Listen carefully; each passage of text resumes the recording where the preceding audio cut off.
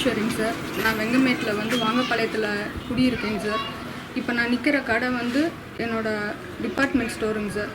கிட்டத்தட்ட 1 இயராக நான் இங்கே டிபார்ட்மெண்ட் ஸ்டோர் வச்சு நடத்திட்டுருக்கேங்க சார். பில்டிங் வந்து ஒரு பிப்ரவரி மாதம் ரெண்ட் வந்து மார்ச்சில் கொடுக்க வேண்டியது ஒரு 10 நாள் டிலே ஆகிட்டுங்க சார். அதுக்காக பில்டிங் ஓனர் வந்து ஏப்ரல் மாதம் 2ஆம் தேதி வந்து பில்டிங் ஓனர், அவங்க மனைவி, அவங்க பையன், அவங்க மைத்துனர் எல்லாம் வந்து என்னை அடிச்சு தரன்னு இழுத்து வெளியில் தள்ளி என் கடையை பூட்டிட்டாங்க சார். அது விஷயமா நான் வெங்கமேடு போலீஸ் ஸ்டேஷனில் கம்ப்ளைண்ட் பண்ணினேன்.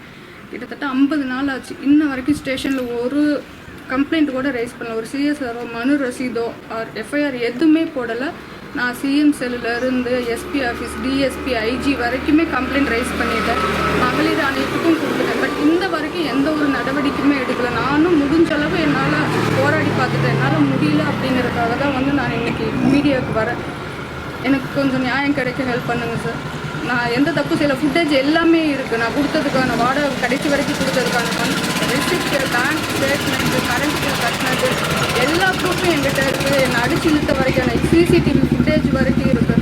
மொத்தம் 4 பேர் என்னை ரொம்ப அப்யூஸ் பண்ணியிருக்காங்க சார். நான் போகும்போதெல்லாம் இன்றைக்கி வா, நாளைக்கு வா, பார்த்துக்கலாம், 5 மணிக்கு வா, 11 மணிக்கு வா, போட்டுக்கலாம், வெயிட் பண்ணு, இல்லைன்னா உன் பேரில் திருப்பி போடுவேன் அப்படின்னு டைரெக்டாகவே மிரட்டுறாங்க சார். ரெண்ட்டு வந்து 15,000ங்க சார். 1 இயராக இருக்குங்க சார். கிட்டத்தட்ட ஒரு 10 to 12 லட்ச ரூபா பொருள் இருக்குது சார் உள்ளுக்கு. அது எல்லாமே ஃபுட் ப்ராடக்ட், மல்லிகை கடை சாமான் எல்லாம் வீணாக போயிருக்கும். 40 நாளாக பூட்டியிருக்காங்க சார். எல்லாமே க்ளோஸ். நான் எப்படி கேட்குறதுன்னு தெரியல, யார்கிட்ட போய் கேட்குறதுன்னு புரியல. அவ்வளோ கஷ்டப்பட்டு ஓப்பன் பண்ணி வச்சுட்டு இன்றைக்கி 40 நாளாக பூட்டி வச்சுருந்தா எப்படி சார்?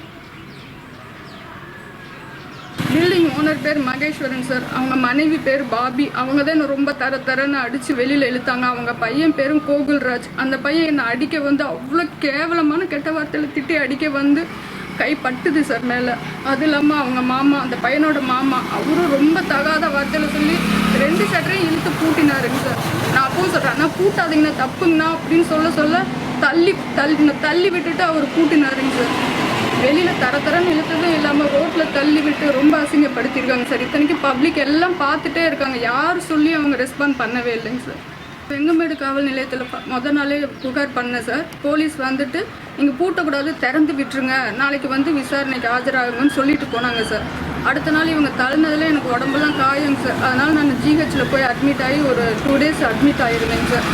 அதுக்கப்புறமேல நான் டிஸ்சார்ஜ் ஆகிட்டு வெளியில் வந்துட்டு திரும்ப ஸ்டேஷனுக்கு போய் மனு ரசீது கேட்டதுக்கு போட்டு தரோம் அப்படின்னு சொன்னாங்க சார்.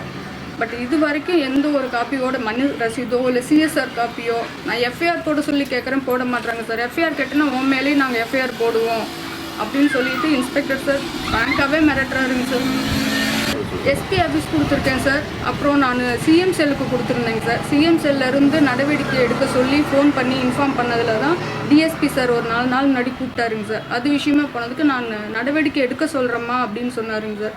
பட் இங்கே வந்து கேட்டாக்கா அதெல்லாம் எடுக்க முடியாது அப்படின்னு ஃப்ராங்காக சொல்லி அன்றைக்கி தான் சார் ரொம்ப மிரட்டினார்.